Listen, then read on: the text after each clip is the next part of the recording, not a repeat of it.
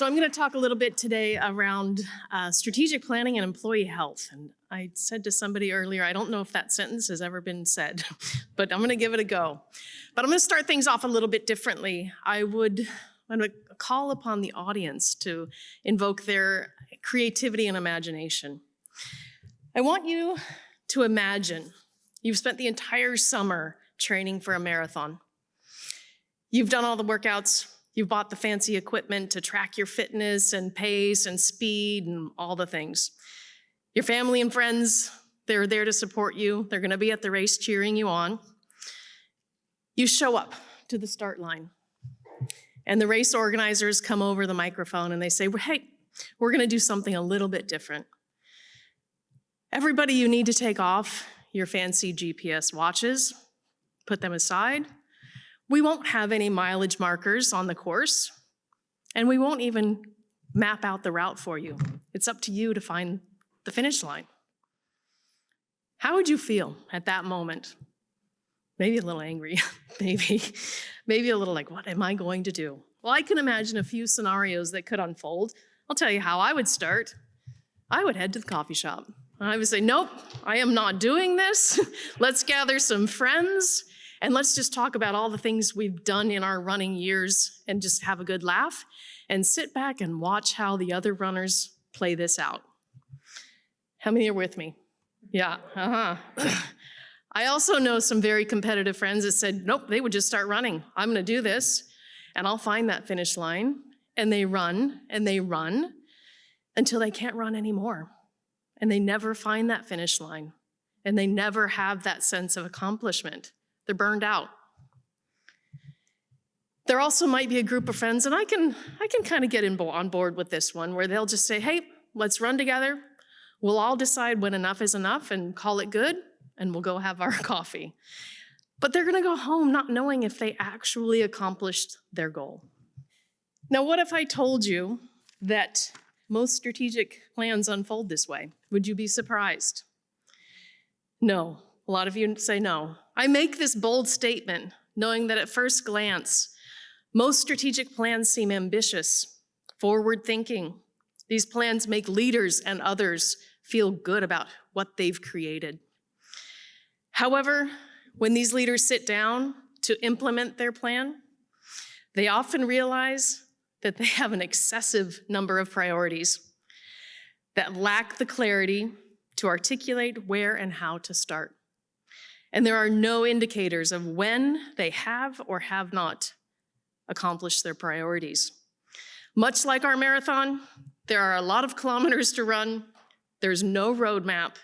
Everyone is going off in different directions. And there are no measurable milestones and no way to know if you've accomplished your goals. These strategic plans often lead to disengagement, burnout, frustration, of working your tail off and never feeling accomplishment or that your work makes a difference. How do I speak of this with such confidence? I've been a part of creating such a plan. I've also been the leader implementing a plan of this nature.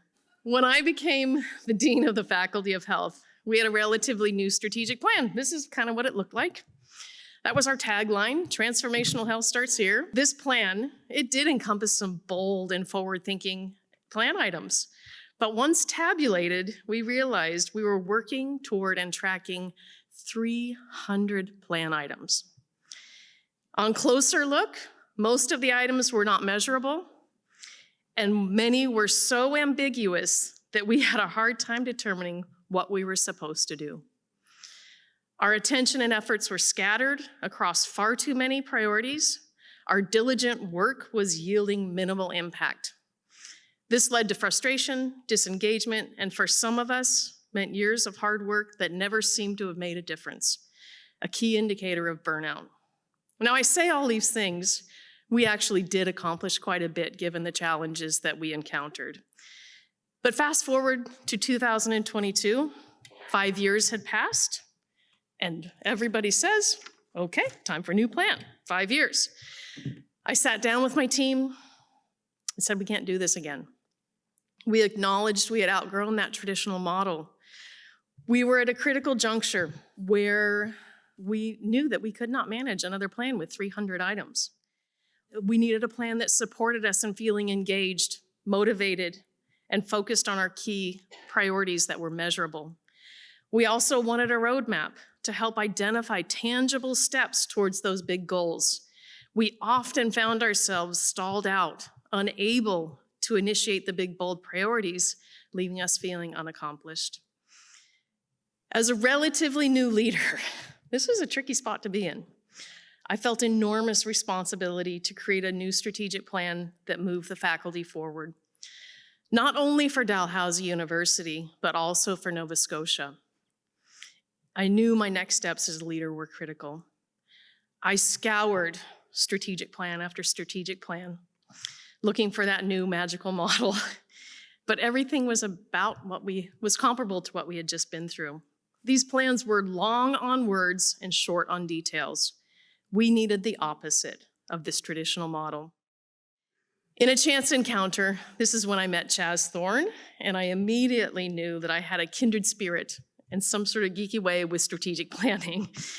He introduced me to his methodology that forms the foundation for his organization, OnePagePlans.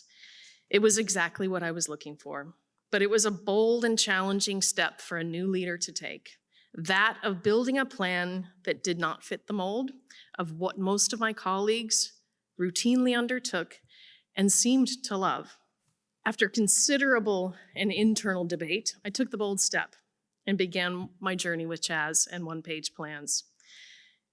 Together, using his methodology, we built a comprehensive consultation plan, and I was completely shocked and a little bit scared when he said, "I'll give you a plan in about 3 months." And I'm like, oh my God, what have I got myself into?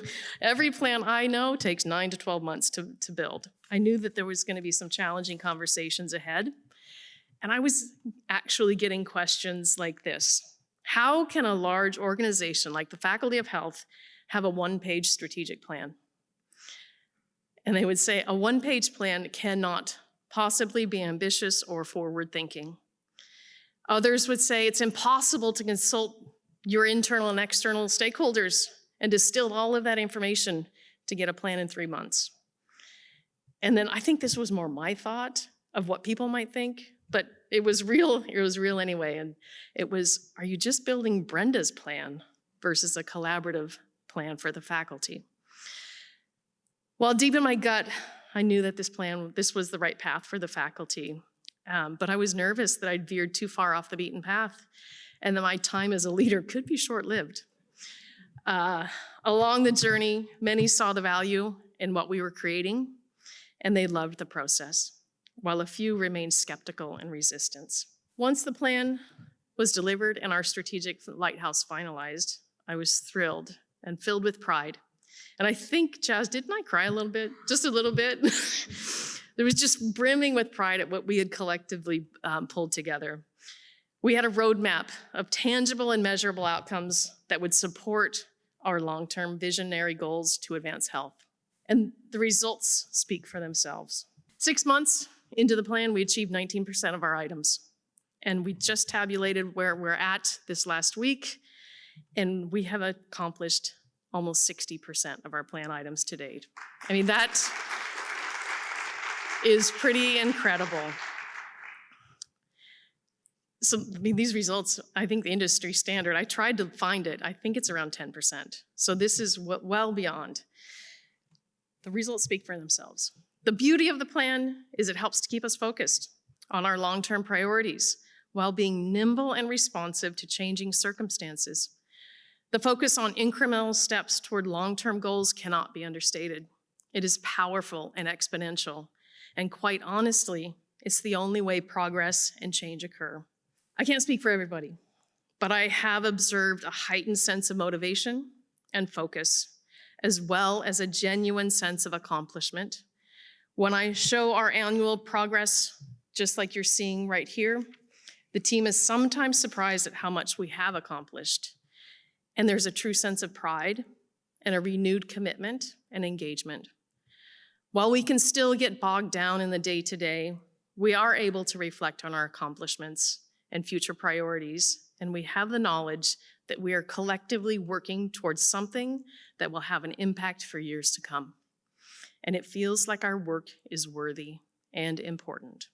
We now have a plan that is short on words and long on details. In my view, if you want to cultivate and engage a healthy team, this is the way to go. In essence, you want to show up to the race that has a roadmap, incremental outcome measures, a finish line, one that gives you a sense of accomplishment, motivation, and pride.